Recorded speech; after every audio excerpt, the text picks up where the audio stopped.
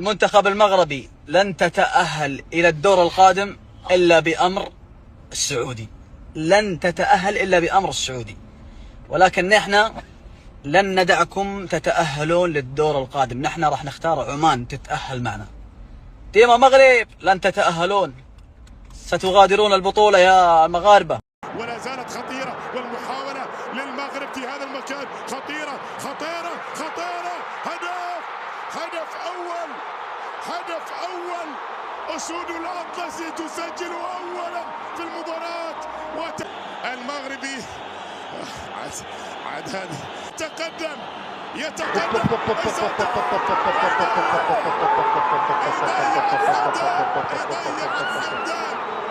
على طريقة بانينكا خارج الملعب، وبالتالي بتضيع فرصة للسعودي للعودة في المباراة الآن، العودة في المباراة الآن. ولاعب المنتخب السعودي طبعا والجمهور والعشاق هذه على طريقة بانينكا، علاها شوي، علاها شوي، لا والله مو بشوية يا عبد الله الحمدان.